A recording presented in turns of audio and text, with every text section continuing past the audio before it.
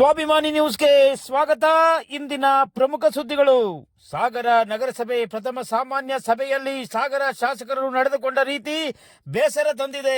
ಸಾಗರ ನಗರದ ಪ್ರಥಮ ಪ್ರಜೆ ಹಾಗೂ ಸಾಗರದ ನಗರದ ಜನರಿಗೆ ಶಾಸಕರು ಅವಮಾನ ಮಾಡಿದ್ದಾರೆ. ಸಾಗರ ನಗರಸಭೆಯ ನೂತನ ಅಧ್ಯಕ್ಷೆ ಮೈತ್ರಿ ಪಾಟೀಲ್ ಪತ್ರಿಕಾಗೋಷ್ಠಿಯಲ್ಲಿ ಆರೋಪ.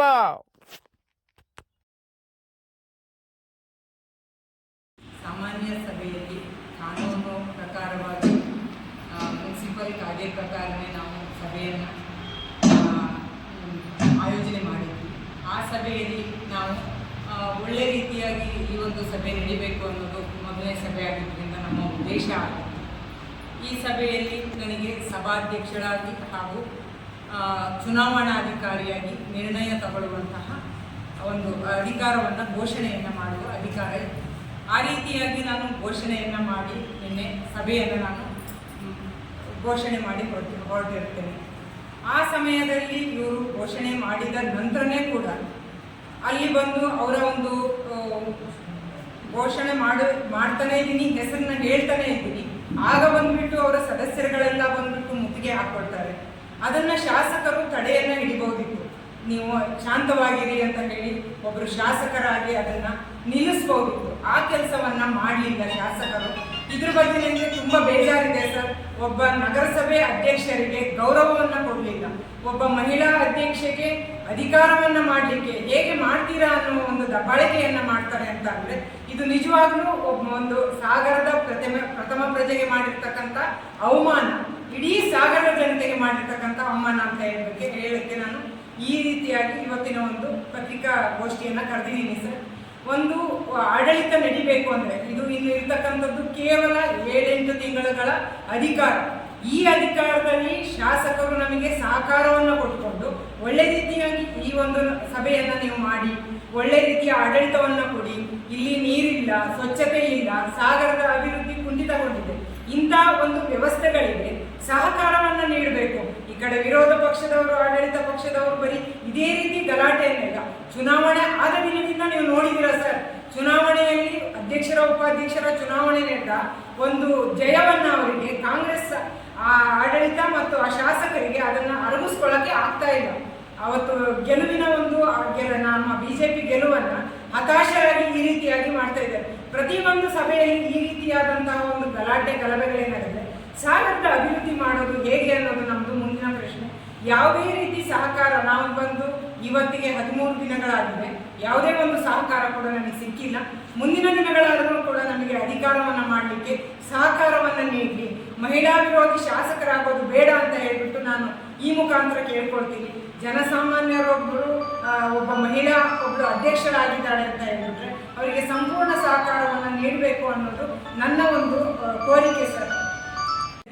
ನಾನು ಡ್ರಿಪ್ ಹಾಕಿಸ್ಕೊಂಡಿದ್ದೆ, ಹುಷಾರಿರಲಿಲ್ಲ. ಥ್ರೋಬಾಲ್ ಟೂರ್ನಮೆಂಟಿಗೆ ಶಾಸಕರು ಬಂದಿದ್ರು. ಅವ್ರಿಗೆ ಹೇಳಿದೆ, ಸರ್ ನಿಮ್ಮನ್ನು ಭೇಟಿ ಆಗಕ್ಕೆ ಬಂದಿಲ್ಲ ಸರ್, ಕ್ಷಮೆ ಇರಲಿ, ನನಗೆ ಹುಷಾರಿರಲಿಲ್ಲ ಅಂತ. ಇರಲಿ ಅಮ್ಮ, ನಿಮಗೆಲ್ಲ ಸಂಪೂರ್ಣ ಸಹಕಾರ ಇದೆ ಅಂತ ಅವ್ರು ಹೇಳಿದ್ರು. ಅವ್ರ ಕೈ ಕೂಡ ನಾನು ಹೇಳಿದ್ದೆ ಸರ್, ಹುಷಾರಾದ್ಮೇಲೆ ನಾನು ಹೋಗ್ಬೇಕು ಅಂತ ಇದ್ದೆ. ಅದನ್ನು ಅವರಿಗೆ ಬೇರೆಯವರು ಬೇರೆ ರೀತಿಯಾಗಿ ತಿರ್ಚಿದ್ದಾರೆ ಸರ್. ನಮಗೆ ಹೋಗಬಾರ್ದು ಅನ್ನೋ ಉದ್ದೇಶ ಯಾವುದೂ ಇಲ್ಲ ಸರ್. ಅನುದಾನಗಳನ್ನು ತರಲಿಕ್ಕೆ ಶಾಸಕರು ಬೇಕು, ಅವರ ಸಹಕಾರ ಬೇಕು. ನಾವು ಸಹಕಾರವನ್ನು ಕೊಡ್ತೀವಿ. ಅವರಲ್ಲಿ ಅವರಿಗೆ ನಾನು ಅಭಿನಂದನೆಗಳನ್ನು ತಿಳಿಸಿದ್ದೆ. ಅವರು ಕೂಡ ನನಗೆ ನಗರಸಭೆಯಲ್ಲಿ ಗೆದ್ದಾಗ ಅಭಿನಂದನೆಗಳನ್ನು ತಿಳಿಸಿದ್ರು ಸರ್. ಈ ಒಂದು ವಿಷಯವನ್ನು ಅವರಿಗೆ ಬೇರೆಯವರು ಅದನ್ನು ಬೇರೆ ರೀತಿಯಾಗಿ ತಿಳಿಸಿದ್ದಾರೆ. ಇದರಲ್ಲಿ ನನ್ನ ತಪ್ಪು ಯಾವುದೂ ಇಲ್ಲ ಸರ್. ನಾವು ಅವರಿಗೆ ಕಾಣಲಿಕ್ಕಿದ್ದೀವಿ ಸರ್. ನನಗೆ ಹುಷಾರಿದ್ದ ಕಾರಣ ನಾವು ಅವ್ರನ್ನ ಭೇಟಿ ಮಾಡಲಿಕ್ಕೆ ಆಗಿಲ್ಲ ಸರ್. ಅದೇ ರೀತಿ ಮಾಡಿದಾರ ಅನ್ನೋದೊಂದು. ಆಡಳಿತ ಪಕ್ಷದಿಂದ ನಾವು 9 ಜನಗಳನ್ನ, ವಿರೋಧ ಅವ್ರ ಕಡೆಯಿಂದ 2 ಮತ್ತೆ ಪಕ್ಷೇತರನಿಬ್ಬರನ್ನ, ನಾವು 11 ಜನನ ಎಲ್ಲರನ್ನ ಒಟ್ಟಾಗಿ ತಗೊಂಡಿದ್ದೀವಿ. ಆ ಪಟ್ಟಿಯಲ್ಲಿ ಎಲ್ಲರ ಹೆಸರನ್ನ ಓದಲಿಕ್ಕೆ ಕೂಡ ಅವರು ಬಿಡದಂಗೆ ಬಂದ್ಬಿಟ್ಟು ಅವ್ರು ನನಗೆ ಮೇಜನ್ನು ಕೂಡ ಬಡಿದು ಅವರು ಆ ರೀತಿಯಾಗಿ ಮಾಡಿದವರು. ಗೊಂದಲದ ವಾತಾವರಣ ನೀವು ನೋಡ್ತೀವಿ ಅಂತ ನಿಮ್ಮ ಮುಂದೆ ಹೇಳಿದ್ದೀವಿ. ಆಡಳಿತ ಪಕ್ಷ ಬಂದ ಮೇಲೆ ಇನ್ನು ನಮಗೆ 31 ಜನ ಪ್ಲಸ್ ಇನ್ನು 36 ಜನ ಎಲ್ಲರೂ ಕೂಡ ಒಂದೇನೆ ಒಟ್ಟಾಗಿ ಒಳ್ಳೆ ರೀತಿಯ ಒಂದು ಆಡಳಿತವನ್ನು ಮಾಡಲಿಕ್ಕೆ ನಮಗೆ ಇನ್ನು 8 ತಿಂಗಳಲ್ಲಿ ಅವಕಾಶಗಳನ್ನು ಮಾಡಿಕೊಡ್ಬೇಕು ಅಂತ ಹೇಳ್ಬಿಟ್ಟು ನಾನು ಈ ಮುಖಾಂತರ ತಿಳಿಸ್ತೀನಿ ಸರ್. ನಮ್ಮೆಲ್ಲ ಆತ್ಮೀಯ ನಗರಸಭೆ ಸದಸ್ಯರು ಕೂಡ ಇವತ್ತಿನ ಪತ್ರಿಕಾಗೋಷ್ಠಿಯಲ್ಲಿದ್ದರು. ನಿಮಗೂ ಕೂಡ ಆತ್ಮೀಯವಾದ ಸ್ವಾಗತವನ್ನು ಕೊಡ್ತಾ, ನಿನ್ನೆ ದಿನ ಮಾನ್ಯ ಅಧ್ಯಕ್ಷರ ಒಂದು ಅಧ್ಯಕ್ಷತೆಯಲ್ಲಿ ನಡೆದಂತಹ ಸಾಮಾನ್ಯ ಸಭೆಯಲ್ಲಿ ಸ್ಥಾಯಿ ಸಮಿತಿಯ ಸದಸ್ಯರ ಆಯ್ಕೆ ಎಂಬ ವಿಷಯಕ್ಕೆ ಮಾನ್ಯ ಅಧ್ಯಕ್ಷರು ಸಭೆಯ ನಿಯಮಾನುಸಾರ ಏನು ನಗರಸಭೆಯ ಕಾಯ್ದೆಯ ಪ್ರಕಾರ ಈ ಹಿಂದೆ ಹೇಗೆ ಸ್ಥಾಯಿ ಸಮಿತಿ ಸಭೆಗಳ ಸದಸ್ಯರುಗಳ ಆಯ್ಕೆ ಹೇಗೆ ನಡೀತಿದ್ದೋ ಆ ಪ್ರಕ್ರಿಯೆಯನ್ನು ಮುಂದುವರಿಸಿಕೊಂಡು ಎಲ್ಲ ಒಂದು ಸಮಾಧಾನದಿಂದ ನಡೆಯುವಂತಹ ಸಭೆಯಲ್ಲಿ ಅಧ್ಯಕ್ಷರು ಪಟ್ಟಿಯನ್ನು ಘೋಷಣೆ ಮಾಡುತ್ತಿರುವಂತಹ ಸಮಯದಲ್ಲೇ ಅದನ್ನು ಕೇಳಲಿಕ್ಕೆ ಕೂಡ ವ್ಯವಧಾನ ಇಲ್ಲದ ರೀತಿಯಲ್ಲಿ ಸದಸ್ಯರುಗಳು ಅಧ್ಯಕ್ಷರ ಒಂದು ಮೇಜಿನ ಹತ್ರ ಬಂದು ಅದನ್ನು ಒಂದು ದಬ್ಬಾಳಿಕೆ ಮಾಡುವ ರೀತಿಯಲ್ಲಿ ಕೆಲವು ಮಾಧ್ಯಮಗಳಲ್ಲಿ ಅದನ್ನು ಪ್ರಸಾರ ಆಗಿದೆ. ನಾವು ಕೂಡ ನೋಡಿದ್ದೀವಿ, ಎಲ್ಲರೂ ಕೂಡ ನೋಡಿದ್ದಾರೆ. ಅದನ್ನು ಅಧ್ಯಕ್ಷರಿಗೆ ಒಂದು ಬೆದರಿಸುವ ನಿಟ್ಟಿನಲ್ಲಿ ಶಾಸಕರ ಮುಂದೆನೇ ಆ ರೀತಿ ಒಂದು ಗೊಂದಲದ ವಾತಾವರಣ ಇವರು ಸೃಷ್ಟಿ ಮಾಡಿರೋದಲ್ಲದೆ ಇರೋ ರೀತಿಯಲ್ಲಿ ಇತ್ತು. ಯಾಕಂದ್ರೆ ಒಬ್ಬರು ಅಧ್ಯಕ್ಷರು ವಿಷಯವನ್ನ ಪ್ರಸ್ತಾಪ ಮಾಡಿದ ಮೇಲೆ ಅದಕ್ಕೆ ನಮ್ಮ ಸದಸ್ಯರುಗಳ ಸಹಮತ ಇದ್ರೆ ಅದನ್ನು ನಾವು ಸಭೆಯಲ್ಲೇ ಒಂದು ಡೀಸೆಂಟ್ ಅನ್ನ ಬರೆದು ಅದನ್ನು ಸಭಾಧ್ಯಕ್ಷರಿಗೆ ಕೊಡೋದು ಸಭೆಯ ನಿಯಮ. ಆದರೆ ಅದನ್ನ ಎಲ್ಲೂ ಕೂಡ ಪಾಲನೆ ಮಾಡದೆ ಅದಕ್ಕೆ ಒಂದು ಕಿಂಚಿತ್ತೂ ಅವಕಾಶವನ್ನ ಕೊಡದೆ ಸಭೆಯಲ್ಲಿ ವಿಷಯವನ್ನ ಅಧ್ಯಕ್ಷರು ಪ್ರಸ್ತಾಪ ಮಾಡ್ತಿರುವಂತಹ ಸಂದರ್ಭದಲ್ಲೇ ಗೊಂದಲದ ವಾತಾವರಣವನ್ನ ನಿರ್ಮಾಣ ಮಾಡಿರೋದು ಇದು ನಿಜವಾಗ್ಲೂ ಉದ್ದೇಶಪೂರ್ವಕವಾಗಿದೆ ಅನ್ನೋದು ನಮ್ಗೆಲ್ಲರಿಗೂ ತಿಳಿದಿರುವಂತಹ ವಿಷಯ. ಅದರಲ್ಲೂ ಕೂಡ ಸಭೆಯ ನಿಯಮವನ್ನ ಪಾಲನೆ ಮಾಡಿ ಮಾನ್ಯ ನಾಗಪ್ಪನವರು ಕೂಡ ಒಂದು ಪತ್ರಿಕೆಯಲ್ಲಿ ಹೇಳಿದ್ದಾರೆ, ಸ್ಥಾಯಿ ಸಮಿತಿ ಸದಸ್ಯರ ಹೆಸರನ್ನು ಘೋಷಣೆ ಮಾಡುವುದು ಚುನಾವಣಾಧಿಕಾರಿಯೂ ಆಗಿರುವ ನಗರಸಭೆ ಅಧ್ಯಕ್ಷರ ಪರಮಾಧಿಕಾರ. ಇದಕ್ಕೆ ನಾನು ಆಕ್ಷೇಪಣೆ ವ್ಯಕ್ತಪಡಿಸಲು ಬರುವುದಿಲ್ಲ. ಅವರು ಘೋಷಣೆ ಮಾಡುವ ಮೊದಲು ಕಾನೂನಿನ ಬಗ್ಗೆ ಅವರಿಗೆ ತಿಳಿಸಿದ್ದೇನೆ ಅನ್ನೋದನ್ನ ಪತ್ರಿಕೆಗಳಲ್ಲಿ ಬಂದಿದೆ. ಇದು ಕೂಡ ಸತ್ಯ. ಯಾಕಂದ್ರೆ ಮಾನ್ಯ ಪೌರಾಯುಕ್ತರು ನಿನ್ನೆ ನಮಗೆ ನಿಜವಾಗ್ಲೂ ಒಂದು ಸಂಪೂರ್ಣವಾದ ಸಹಕಾರವನ್ನು ಕೊಟ್ಟಿದ್ರು. ಯಾಕಂದ್ರೆ ಪ್ರಥಮವಾಗಿ ನಡೆಯುತ್ತಿರುವಂತಹ ಅಧ್ಯಕ್ಷರ ಅಧ್ಯಕ್ಷತೆಯಲ್ಲಿ ಸಭೆಗೆ ಅವರು ಮುಂಚಿತವಾಗಿ ಯಾವ ರೀತಿ ನಿಯಮವಾಗಿ ನೀವು ಅದನ್ನ ತಗೊಳ್ಕೊಂಡು ಹೋಗಬೇಕು, ಮುನ್ಸಿಪಲ್ ಕಾಯ್ದೆ ಏನು ಹೇಳುತ್ತೆ, ನೀವೇ ಚುನಾವಣಾ ಅಧಿಕಾರಿಯಾಗಿ ನಗರಸಭಾ ಅಧ್ಯಕ್ಷರೂ ಆಗಿ ಆ ಒಂದು ಸಭೆಯನ್ನ ವ್ಯವಸ್ಥಿತವಾಗಿ ನಡೆಸ್ಕೊಡ್ಬೇಕು ಅನ್ನೋದನ್ನ ತಿಳುವಳಿಕೆಯನ್ನ ಮೊದಲೇ ಅವರು ನೀಡಿದ್ರು. ಈ ನಿಟ್ಟಿನಲ್ಲಿ ಅವರೇ ತಿಳಿಸಿರೋ ಹಾಗೆ ಚುನಾವಣಾಧಿಕಾರಿಯಾಗಿ ಅವರು ಪಟ್ಟಿಯನ್ನು ಘೋಷಣೆ ಮಾಡಿ ಅದನ್ನು ವ್ಯಕ್ತಪಡಿಸಿದ ಮೇಲೆ ಒಂದು ಸ್ವಲ್ಪವೂ ಕೂಡ ಅವರಿಗೆ ಅಲ್ಲಿ ಕೂರ್ಲಿಕ್ಕೆ ಅವಕಾಶ ಆಗದೆ ಇರೋ ರೀತಿಯಲ್ಲಿ ವಾತಾವರಣವನ್ನು ಸೃಷ್ಟಿ ಮಾಡಿ ಭಯದ ಗೊಂದಲದ ವಾತಾವರಣವನ್ನು ಸೃಷ್ಟಿ ಮಾಡಿರೋದು ಇವರೇ. ಅದನ್ನ ಮತ್ತೆ ಆಲಿಸ್ಲಿಲ್ಲ ಅಂತ ಹೇಳ್ತಾ ಇರೋದು ಇವರೇ. ಇದು ಎಷ್ಟು ಮಟ್ಟಿಗೆ ಸರಿ ಅನ್ನೋದನ್ನ ಅವರೇ ಆತ್ಮಾವಲೋಕನ ಮಾಡ್ಕೊಳ್ಬೇಕು. ತದನಂತರದಲ್ಲಿ ಅವರು ಪ್ರಸ್ತಾಪ ಮಾಡಲಿಕ್ಕೆ ಅವಕಾಶ ಇದ್ರೂ ಕೂಡ ಗೊಂದಲದ ವಾತಾವರಣ ಇವರೇ ನಿರ್ಮಾಣ ಮಾಡಿದ್ದಾರೆ. ಅದರಲ್ಲಿ ಅಧ್ಯಕ್ಷರು ನಿಯಮಾನುಸಾರ ಪಾಲನೆ ಮಾಡಿದ್ದಾರೆ. ಅದರಲ್ಲಿ ಯಾವುದೇ ರೀತಿ ಗೊಂದಲ ಇಲ್ಲ. ಗೊಂದಲ ಇವರಿಂದನೇ ಆಗಿದೆ. ಅದು ಇನ್ನು ಮುಂದೆ ಅವರು ಶಾಸಕರ ಸಮ್ಮುಖದಲ್ಲಿ ಈ ರೀತಿ ಒಂದು ಅನುಚಿತವಾಗಿ ವರ್ತನೆ ಮಾಡಿರೋದು ಶಾಸಕರಿಗೂ ಕೂಡ ಅದು ಒಳ್ಳೆಯ ವಿಷಯ ಅಲ್ಲ. ಅವರ ಒಂದು ಅನುಪಸ್ಥಿತಿಯಲ್ಲಿ ಅದನ್ನ ವಾತಾವರಣವನ್ನ ಉಪಸ್ಥಿತಿಯಲ್ಲಿ ತಿಳಿಗೊಳಿಸಿ ಸಭೆಯನ್ನ ನಡೆಸಲಿಕ್ಕೆ ಅನುವನ್ನ ಮಾಡಿಕೊಡ್ಬೇಕಾಗಿತ್ತು. ಆದರೆ ಅಧ್ಯಕ್ಷರಿಗೂ ಕೂಡ ಯಾವ ಸದಸ್ಯರು ಸಹಕಾರವನ್ನ ಕೊಡಲಿಲ್ಲ, ವಿರೋಧವನ್ನ ವ್ಯಕ್ತಪಡಿಸಿದ್ದಾರೆ. ಒಬ್ಬ ಮಹಿಳೆ ಅನ್ನೋ ಕಾರಣಕ್ಕೆ ಈ ರೀತಿ ನಿನ್ನೆ ದಿನ ಒಂದು ದೌರ್ಜನ್ಯದ ಶೋಷಣೆಯ ಪ್ರಕ್ರಿಯೆ ನಡೆದಿರೋದು ನಿಜವಾಗ್ಲೂ ಖಂಡನೀಯ ಅಂತ ಹೇಳಿ ಸಭೆಗೆ ತಿಳಿಸ್ತಾರೆ. ಒಂದು ಮಹಿಳೆ ರಾಜಕೀಯ ರಂಗಕ್ಕೆ ಬರೋದೇ ಒಂದು ವಿಶೇಷ. ಅದರಲ್ಲಿ ಒಂದು ಪ್ರಥಮ ಪ್ರಜೆ ಆಗಿದ್ದಾರೆ ಅಂದ್ರೆ ನಾವು ವಿಶೇಷವಾಗಿ ಗೌರವಿಸಬೇಕು. ಮಹಿಳೆ ಬಂದಿದ್ದಾರೆ, ಅವರಿಗೆ ಒಂದು ಗೌರವ ಕೊಡಬೇಕು ಅನ್ನೋದನ್ನ ಅವ್ರ ಪಾರ್ಟಿಯಲ್ಲಿ ಮೊದಲೇ ಅವ್ರಿಗೆ ಹೇಳ್ಕೊಟ್ಟಿಲ್ಲೇನೋ ಅನ್ನೋ ಹಾಗೆ ಅವ್ರ ಮೇಲೆ ದಬ್ಬಾಳಿಕೆ ಮಾಡಿದ್ರು. ಇನ್ನು ಹೆಸರು ಅನೌನ್ಸ್ಮೆಂಟ್ ಅವ್ರು ಹೇಳ್ತಾ ಇದ್ದಾರೆ, ಈಗ ಕೂತ್ಬಿಟ್ಟು ಅಧ್ಯಕ್ಷರು ಹೇಳಿ ಹೋಗ್ಬೋದಾಗಿತ್ತು, ಡೀಸೆಂಟ್ ತಗೋಬಹುದಾಗಿತ್ತು.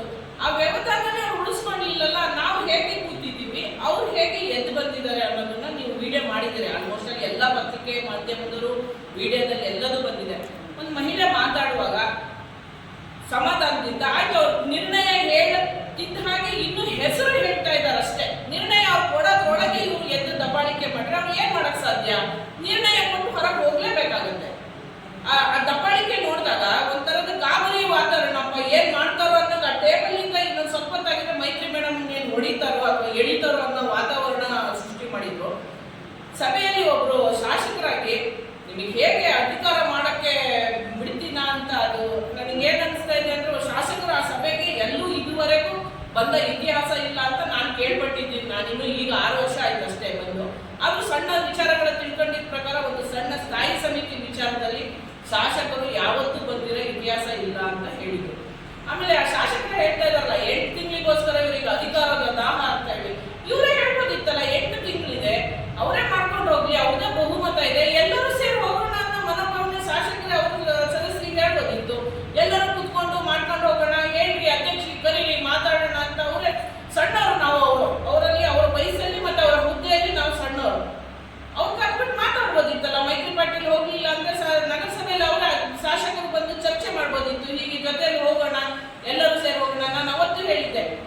ಮಾತಾಡ್ಬೇಕಾರೆ ಒಂದು ಕುಟುಂಬವಾಗಿ ಹೋಗೋಣ. ಎದುರುಗಡೆ ನಾವು ಯಾವತ್ತು ವಿರೋಧ ಪಕ್ಷ ಆಡಳಿತ ಪಕ್ಷ ಅಂತ ಏನ್ ಸಭೆ ಮಾಡ್ತಾ ಬಿಟ್ರೆ ಆ ನಂತರದಲ್ಲಿ ಎದುರಿ ಬಂದಾಗ ನಾವು ನೋಡ್ತೀವಿ, ಅವರು ನೋಡ್ತೀವಿ. ಒಟ್ಟಿಗೆ ಕುತ್ಕೊಂಡು 8 ತಿಂಗಳು ಇರೋದು, ಹೆಚ್ಚು ದಿನ ಇದ್ರೆ ಇದಕ್ಕೆ ಹೋರಾಟ ಮಾಡ್ಲಿ, ಈ ತರದ ಕುಸ್ತಿ ನಡೀಲಿ, ಅದ್ರಲ್ಲಿ ವಿಶೇಷ ಇಲ್ಲ. 8 ತಿಂಗಳಲ್ಲಿ ಸಾಗರದ ಜನತೆ ಆಗ್ಲೇ ಇದು 1 ವರ್ಷ 8 ತಿಂಗಳು ಫುಲ್ ನಾಶ ಆಗೋಗಿದೆ. ಏನೇ ಒಂದು ಯಾವುದೇ ರೀತಿಯ ಅಭಿವೃದ್ಧಿನೂ ನಡೀತಿಲ್ಲ. ಈ ಸತಿ ಬಿಸಿಲು ನೋಡಿದ್ರೆ ನೀರಿನ ಕೊರತೆ ಉಂಟಾಗತ್ತೆ ಅನ್ನೋದು ಈಗಲೇ ಜನಗಳಲ್ಲಿ ಗೊಂದಲ ಶುರು ಆಗ್ತಾ ಇದೆ. ಅದ್ರ ಬಗ್ಗೆ ಸಶಂಶಲ್ಲಿ ನೀರಿನ ಬಗ್ಗೆ ಬೀದಿ ದೀಪ 1.5 ವರ್ಷ ಆಯ್ತು, ಒಂದೇ ಹೊಸ ಬೀದಿ ದೀಪ ತರ್ಸಕ್ಕಾಗಿಲ್ಲ. ಆ ಬಗ್ಗೆ ಯೋಚನೆ ಮಾಡಿ ಸಂಸದರು ಅಲ್ಲಿ ಕೂತ್ಕೊಂಡು ಚರ್ಚೆ ಮಾಡ್ಬೇಕಿತ್ತು. ಅದನ್ನ ಬಿಟ್ಟು ಇಲ್ಲಿ ಬಂದ್ಬಿಟ್ಟು ಶಾಸಕರು ಬಂದ್ಬಿಟ್ಟು ಇಲ್ಲಿ ಚರ್ಚೆ ಮಾಡಿ ಸ್ಲಮ್ ಮನೆ ನನ್ನ ಮಾಡಲ್ಲಿ ಸ್ಲಮ್ ಮನೆ ಬಗ್ಗೆ ಶಾಸಕರು ನಮ್ಮ ಹಾಲಪ್ಪವ್ರು ಇದ್ದಾಗ ಅದ್ರ ಅಮೌಂಟ್ ವಾಪಸ್ ಇಸ್ಕೊಟ್ರು, ಮತ್ತೆ ಅವ್ರು ಏನು ಕಟ್ಕೊಂಡಿದಾರಲ್ಲ ಆ ಅಮೌಂಟ್ ಅವ್ರ ಕೈಯಲ್ಲಿ ಹಾಕಿ ದುಡ್ಡನ್ನು ತರಿಸ್ಕೊಟ್ಟಿದ್ದಾರೆ. ತದನಂತರದಲ್ಲಿ ನಾನು ಎಲ್ಲಾ ಮೀಟಿಂಗ್ ಅಲ್ಲೂ ಹೇಳಿದ್ದೇನೆ, ಸರ್ ಸ್ಲಮ್ ಬೋರ್ಡ್ ಮನೆ ಬಗ್ಗೆ ಒಂಚೂರು ಅರಿವು ಮೂಡಿಸಿ, ಬಡವರು ಇರೋದು. ಇದುವರೆಗೂ ಸ್ಲಮ್ ಬೋರ್ಡಿನ ಬಗ್ಗೆ ಎಲ್ಲೂ ಒಂದು 10 ಪೈಸೆ ಚರ್ಚೆನೂ ಆಗಿಲ್ಲ. ಆ ವಿಷಯದ ಬಗ್ಗೆ ಗಮನ ಕೊಡ್ಲಿ ಶಾಸಕರು. ಇದು ಸಣ್ಣ ಪುಟ್ಟ ವಿಚಾರಕ್ಕೆಲ್ಲ ಅವ್ರು ಬಂದು ಇಲ್ಲಿ ಚರ್ಚೆ ಮಾಡಿ ನೀವು ಹೇಗೆ ಆಡಳಿತ ಮಾಡ್ತೀರಾ ಅಂತ ಹೇಳ್ತಾರೆ ಅಂದ್ರೆ ನಂಗೆ ನಿಜವಾಗ್ಲೂ ಬೇಸರ ಸಂಗತಿ. ಈಗ ಅಧ್ಯಕ್ಷರಾಗಿ ಇವರು 13ನೇ ದಿನ ಅಂದ್ರು. ಇದುವರೆಗೂ ಅವರಿಗೆ ನೌಕರರ ಬಗ್ಗೆ ನಾನು ಯಾವತ್ತೂ ದೂರ ಅಲ್ಲ. ಸರ್ಕಾರಿ ನೌಕರರು ಒತ್ತಡದಲ್ಲಿ ಇರ್ತಾರೆ, ನಾವು ಅವ್ರಿಗೆ ಏನು ಹೇಳಕ್ಕೆ ನಮ್ಮಿಂದ ಸಾಧ್ಯ ಇಲ್ಲ. ನಾವು ಒತ್ತಡ ಹಾಕ್ತೀವಿ, ಶಾಸಕರು ಒತ್ತಡ ಹಾಕ್ತಾರೆ. ಅದರಿಂದ 2 ಗಾಡಿ ಕೊಟ್ಟಿಲ್ಲ, ಗಾಡಿ ಕೊಟ್ಟಿದ್ದಾರೆ ಡೀಸೆಲ್ ಹಾಕ್ಸಲ್ಲ, ಅವರ ಸ್ವಂತ ಖರ್ಚಿನಲ್ಲಿ ಹೋಗ್ಬೇಕು.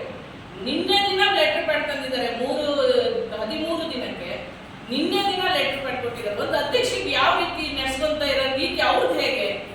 ಒಬ್ಬ ಅಧ್ಯಕ್ಷರು ಮಹಿಳೆ ಒಂದು ಸಾಕಾರ ಕೊಡೋಣ, ಅವರೇ ಹಿರಿಯರಾಗಿ ಬಂದು ಕೂತ್ ಮಾತಾಡ್ಬೋದಿತ್ತಲ್ಲ. ಅವರೇ ದೊಡ್ಡವರಾಗಲ್ವಾ? ಆ ಹುದ್ದೆಲ್ಲೂ ದೊಡ್ಡವರಿದ್ದಾರೆ, ಏಜಲ್ಲೂ ದೊಡ್ಡವರಿದ್ದಾರೆ, ನಾವು ದಿನ ಸಣ್ಣವ್ರು, ಅವರೇ ನಗರಸಭೆ ಬಂದು ಮಾತಾಡ್ಬೋದಿತ್ತು. ಹೀಗಿದೆ ಎಲ್ಲರೂ ಜೊತೆಗೆ ಸೇರಿ ಹೋಗೋಣ ಅಂತ ಹೇಳಿ ಅದನ್ನ ಅವ್ರು ಮಾಡಿದ್ರೆ ನಿಜವಾಗ್ಲೂ ನಿನ್ನೆ ದಿನ ಅದು ಏನ್ ಅನಿಸ್ತಾ ಇದೆ ಅಂದ್ರೆ ನಗರಸಭೆಯಲ್ಲಿ ಏನದು ಈಗಷ್ಟೇ ಹೇಳಿದ್ರು ಎಂತದ್ದು ಯುದ್ಧದ 8 ತಿಂಗಳು ಯುದ್ಧ ಅಂತ ಹೇಳಿ. ನಾವು ಅದು ಮಾಡಕ್ಕೆ ಯಾರು ತಯಾರಿಲ್ಲ. ಸಾಗರ ಜನತೆಗೆ ಒಳ್ಳೇದಾಗಬೇಕು, ಒಳ್ಳೆ ರೀತಿಯಲ್ಲಿ ಕೆಲಸಗಳಾಗಬೇಕು, ಧೂಳಾಗಲಿ ಇಡೀ ಸಾಗರ. ಸ್ವಲ್ಪ ರೋಡಲ್ಲಿ ಓಡಾಡೋ ಪರಿಸ್ಥಿತಿಯಲ್ಲಿ ಇಲ್ಲ, ಅದನ್ನೆಲ್ಲ ಸರಿ ಮಾಡೋಣ ಅಂತ ಹೇಳ್ತಾ ಅವಕಾಶ ಕೊಡ್ತೀವಿ.